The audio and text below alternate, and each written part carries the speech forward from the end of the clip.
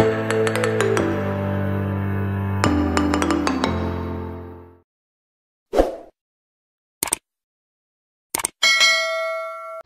guys!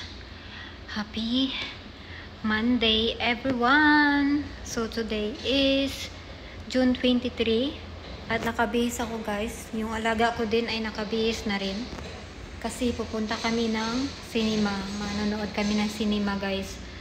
So yun, 3 o'clock yung start. Nakabihis na si Zane. Nihintay ko na lang na matapos siya sa games niya para umakyat.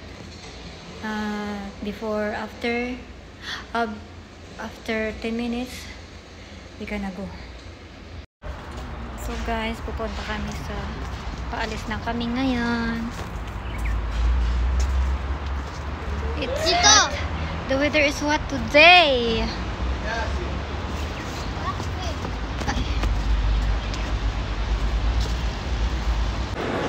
Hi guys, nandito ako sa Starbucks. Natapos na kami. Tapos na kami sa manood ng cinema. Nakakain na rin. Hintay namin yung driver. Pero nag-order muna kami ng Starbucks bago umuwi.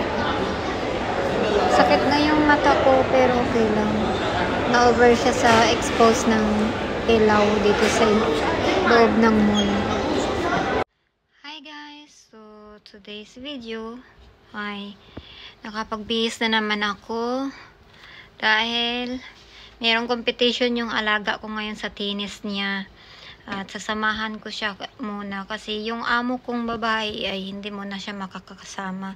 Mga after 1 hour or half hour pa siya pupunta doon dahil mayroong dentist yung pangatlo niya. So sasamahan ko muna yung alaga ko at bibidyohan sa competition niya bago pumunta. Pag after ng dentist nila madam, pupunta sila doon. So yun, at medyo okay na ako ngayon guys kasi kahapon ng umaga hindi talaga maganda yung mood ko, yung katawan ko, yung basta may nangyari kasi na hindi maganda na inatake na naman ako ng anxiety ko sa isang tao na hindi naman dapat dapat nabigyang pansin. Pero syempre guys, tao lang tayo. At meron akong anxiety. Pag na-trigger yun ay hindi ko talaga mapigilan yung sarili ko hanggang hindi ako nakakalma. So yun nga guys, at buti na lang kahapon ay after nang nangyari, pumunta kami ng cinema ng alaga ko. Yun, napapakalma ko ng konti. Pero kagabi hindi ako masyadong nakatulog kasi pabalik-balik sa utak ko yung nangyari. At yun nga, pag inatake talaga ako guys ng anxiety ko, hindi talaga ako makakatulog. At pabalik-balik sa utak ko yung mga nangyari. Hanggang nga ngayon guys, pabalik-balik. Pero inaano ko yung sarili ko, nilalabanan ko na lang. Kasi pag nagka-anxiety ako guys, pag umatake yung anxiety ko, nanginginig yung katawan ko na hindi ko makontrol. Sumasakit yung ulo ko, sumasakit yung mata ko. At yun nga guys, dahil pabalik-balik yung mga nangyari. Yun yung pinakaiwasan ko kasi kung hindi ko yun kukontrolin, ako din yung kawawa. Dahil baka magkaroon ako ng sakit sa puso dahil sa anxiety ko.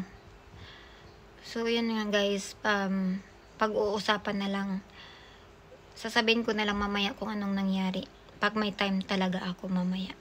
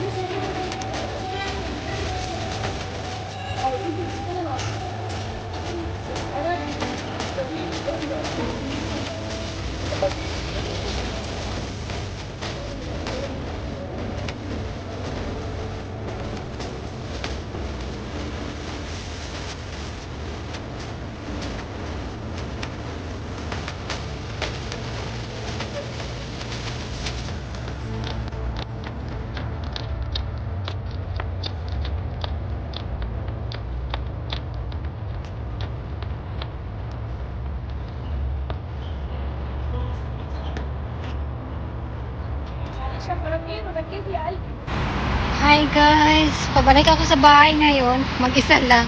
Kasi nandoon naman na yung amo kong babae at saka matagal matapos yung tinis ni Zane. Meron pa siya ang isang match. Isang araw pa yung hintayin.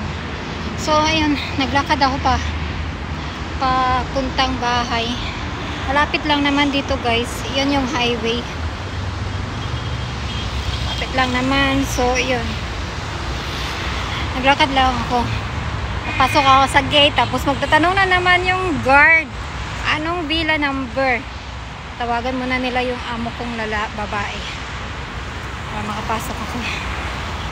Tamad lang ganito. Pag pumasok ako sa gate, tinatanong nila.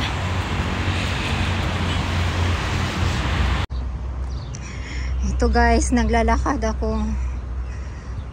Malapit lang naman. Nakaano naman ako sa gate. Tinanong lang ako kung day off ko ba or hindi. Sabi ko hindi. Yan, pinapasok na agad ako.